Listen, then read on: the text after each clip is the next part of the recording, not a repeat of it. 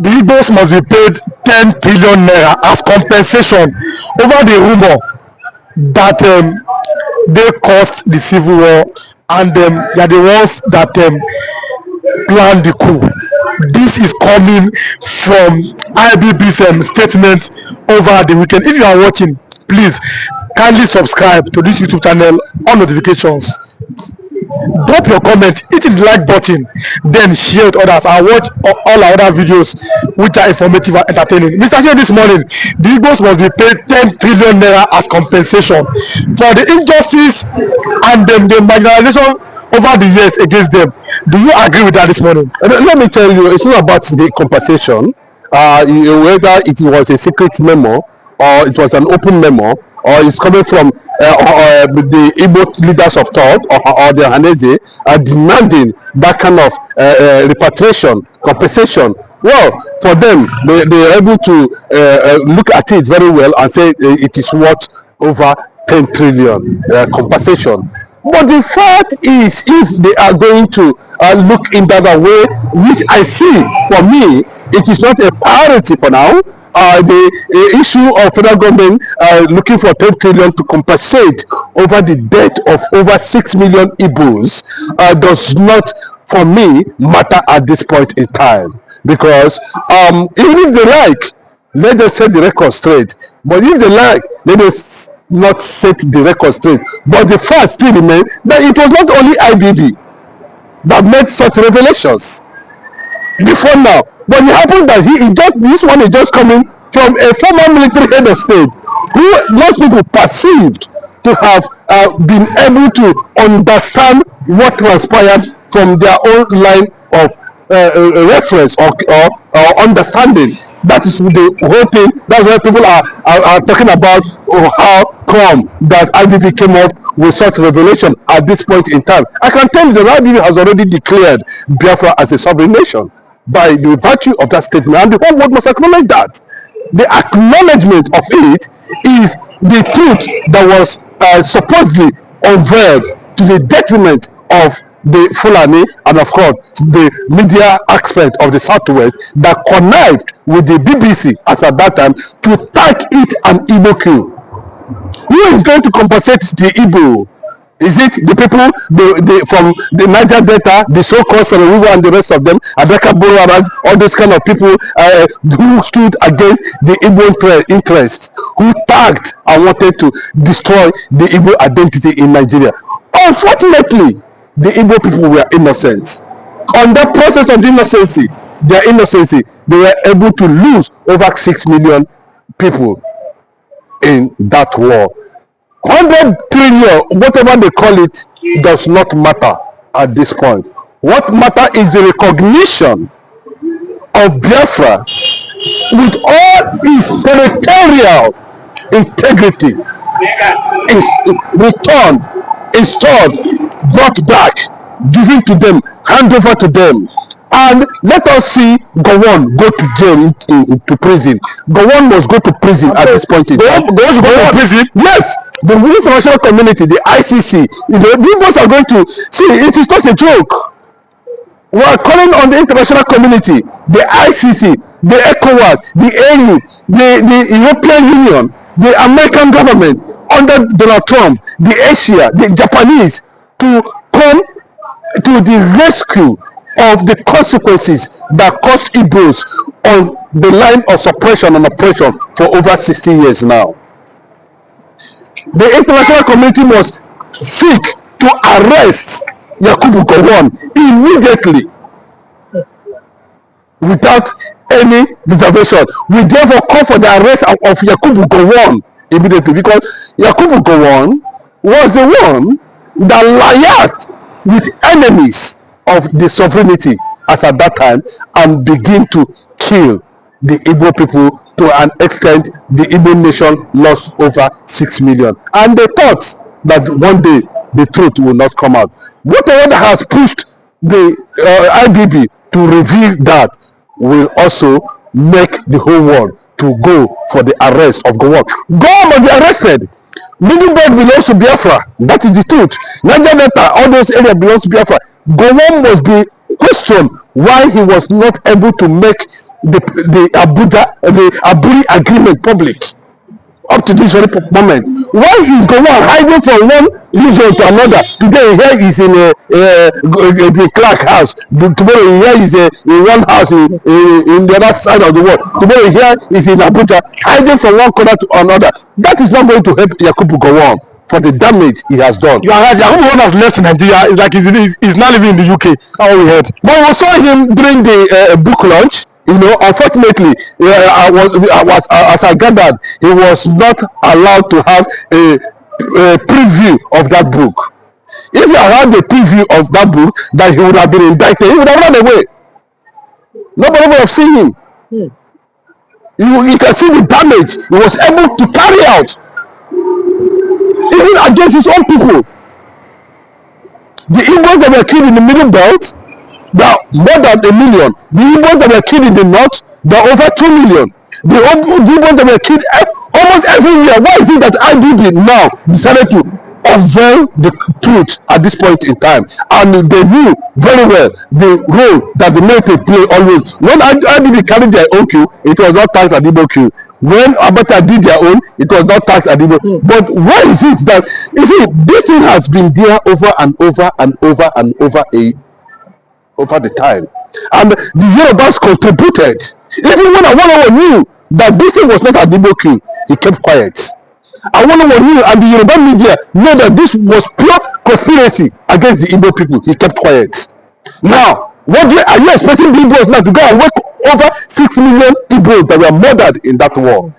That is an unacceptable fact that the world must call and demand the immediate arrest and persecution of Yakubu Gowon and those who liars. But if not that, I have some respect for the Southwesterners.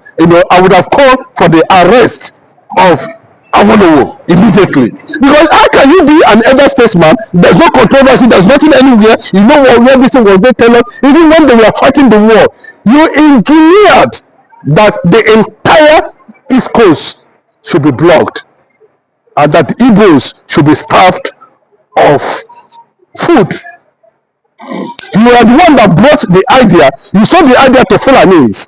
The Fulanis look at it that the blockade of Bakassi Peninsula and the rest of them, of that Aziz, will lead to massive starvation of the Igbo people during the war.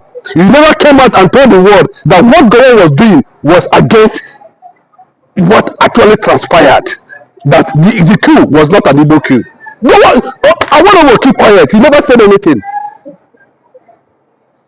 So, what has any woman done to the Yorubas and the Northerners that have cost 6 million lives, and you are talking about 10 trillion? Bullshit. But everybody was involved in the killing of 6 million people. That 10 trillion.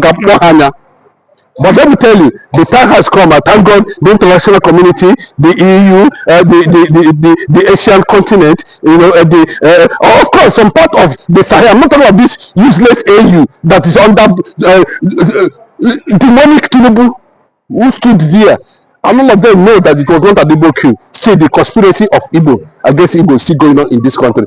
The only thing that is left for the world to decide, because this thing is generating taking an international dimension at this point in time. The international community, EU, they are already documenting it and they're making references and possibly leading to the release of Mazi Nnamdi Kanu. You can see what Agbo Abdullahi was just saying this morning, that the fact that he was surprised that this thing actually happened, because a lot of people are not privileged to have such exclusive, confidential interview, report of what actually transpired in 1966. But I can tell you, the whole world is stepping into you. The whole world is amazed. But what we are getting currently now, this morning, the news that developed this morning, we had it on a good note that Simon Ekpa has already engaged the Finnish government on the development so far. In fact, not only that, the Finnish government, Alexander Stubb, called for set up a committee to look at it, and they have shut down the Nigerian Commission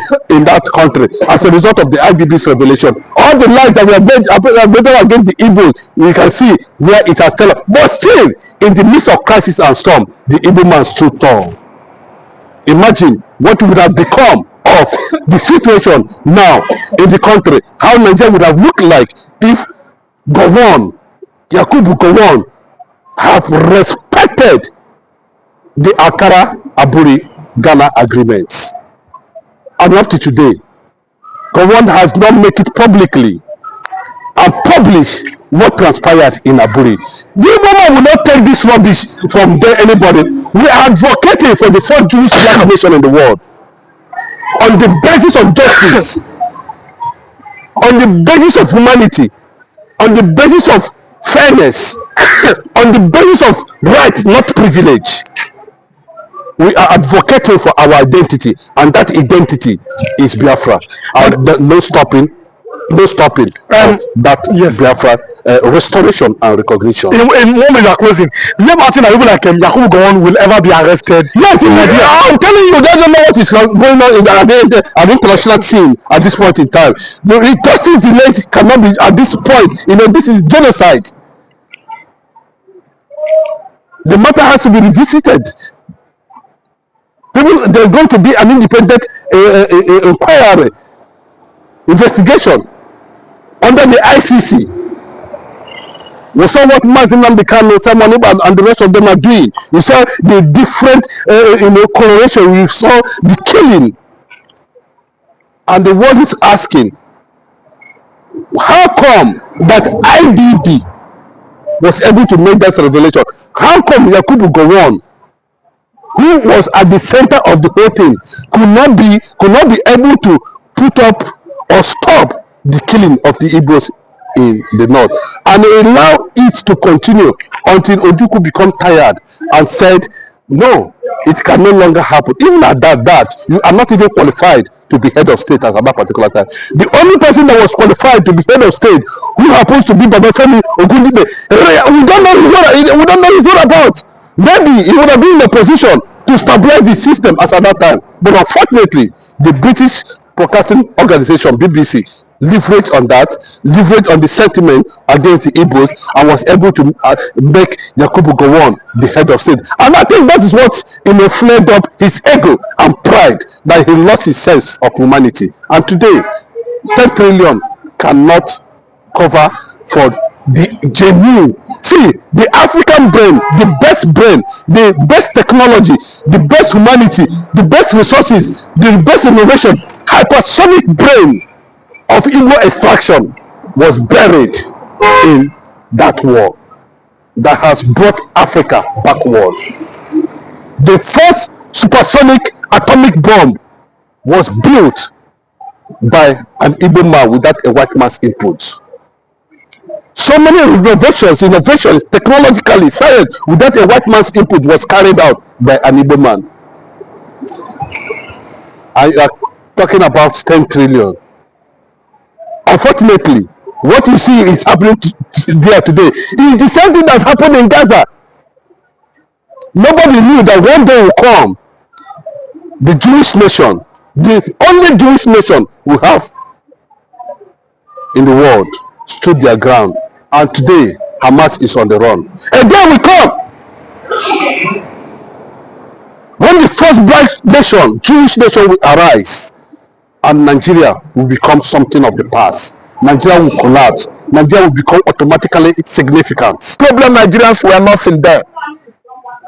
He is in his palace, so he's still commandeering this kind of dominance among all the political, components of the country. That's why the military officer said, let us go and demise him. And actually they went into his palace and they disallowed him. So you see it as it is for the cocoyam, so it is for yam. Because he was a royal father in his domain. The whole caliphate, Sokoto, all over, they cover northeast, northwest, west. He was using religion to thwart all the political efforts in this country to make Nigeria a better place then. That's why they went into his palace and made sure that they sniffed life out of him. Then what actually took place was that after the coup, the whole officers, they gang up, the whole emirs, the whole Fulani Janjaweed, religious juggernauts in the north, who are the Fulanis, they came together and said, Igbo did not die. Why is it that it is only Igbo that did not die? They made law among themselves, conspired against Igbo officers in various army barracks across Nigeria. That was how they started mutiny. Mutiny is an onslaught, very bloody one, among the military hierarchy themselves within the barrack. This gives you the best definition of mutiny in English. And the mutiny that happened across the barracks of the Federation, the Igbos paid the highest price. The Igbo officers were killed, disallowed in their large number by their other counter, by their other army officers from other, let me say, tribes. So that was how Operation Bochepu, Operation this, Operation that, very bloody one within the barracks, army barracks of the whole army barracks of the Federation. That was how Igbo military officers, colonels, majors were all disallowed. They killed all of them. The then military head of state, General Aguironsi, was killed in Ibadan on his state visit to Colonel Fajuyi. They killed Colonel Fajuyi too. His host fought for him. Aguironsi, his host, told Gowon and